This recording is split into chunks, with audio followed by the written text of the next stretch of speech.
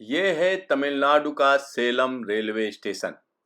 यहाँ पर तमिलनाडु का सेलम हम आपको इसलिए दिखा रहे हैं क्योंकि यहाँ एक जबरदस्त काम हो रहा है। तमिलनाडु के सेलम रेलवे स्टेशन से दूध जा रहा है दीमापुर नागालैंड के लिए और यहाँ पर आप देख सकते हैं कि किस तरीके से ये दूध चढ़ाया जा रहा है। लेकिन खासियत ये है कि ये पैसेंजर ट्रेन के जो सेकंड क्लास के डिब्बे होते हैं उनमें दूध रखा जा रहा है। यानी ये जो नागालैंड के लिए दूध जा रहा है वो पैसेंजर गाड़ी के अंदर भर कर जाएगा, लेकिन इसमें पैसेंजर नहीं होंगे।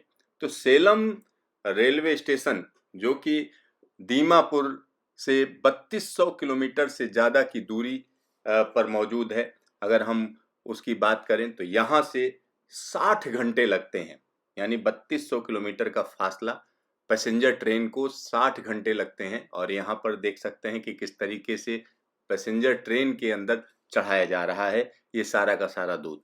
और ये एक खास तरीके की पहल शुरू की है रेलवे ने। अब रेलवे ने जो पैसेंजर ट्रेनें हैं उनका इस्तेमाल माल वाहन के तौर पर करना शुरू कर दिया है। तो सेलम रेलवे स्टेशन से नागालैंड के दीमापुर के लिए ये दूध भेजा जा रहा है और इस तरीके की सप्लाई जगह जगह पर जा रही है। और अगर इस खेप की बात करें तो इसमें 138 टन दूध जो है जनरल सेकेंड क्लास कोचेज में भरकर भेजा जा रहा है।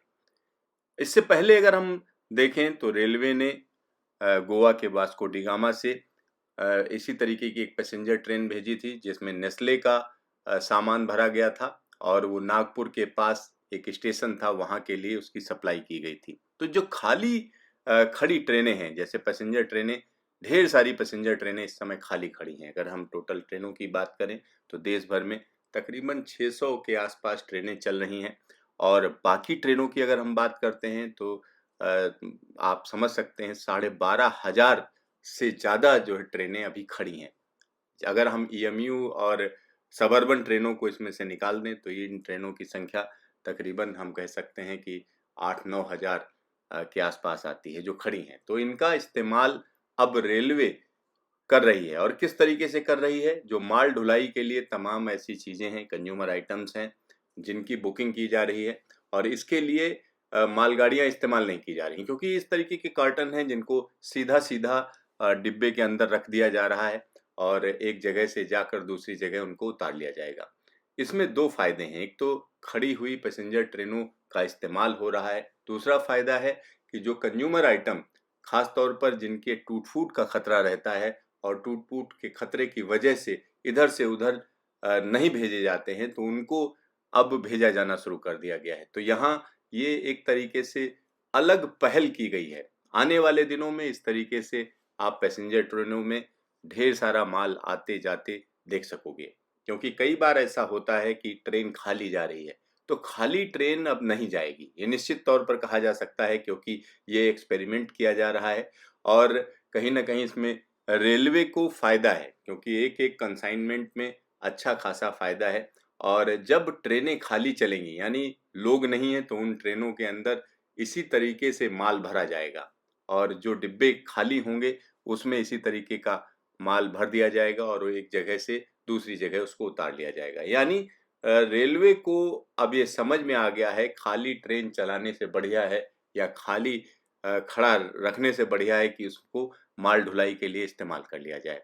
तो कई ट्रेनें इस तरीके की अब तक इधर से उधर सामान ले जा रही हैं, चाहे वो गोवा और नागपुर के बीच में ट्रेन हो, चाहे ये ट्रेन जिसको आप देख रहे हैं सेकंड क्लास हम कह सकते हैं कि कोचेज हैं जिनको भेजा जा रहा है यहाँ से दीमापुर के लिए।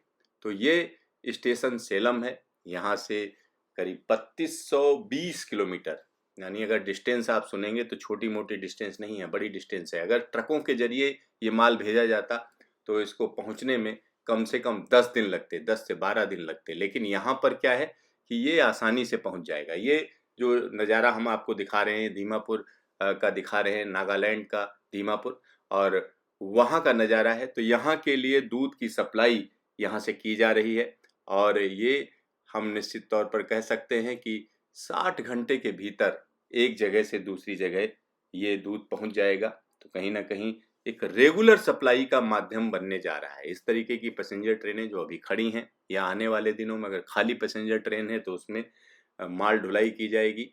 ये अब रेलवे मन बना चुका है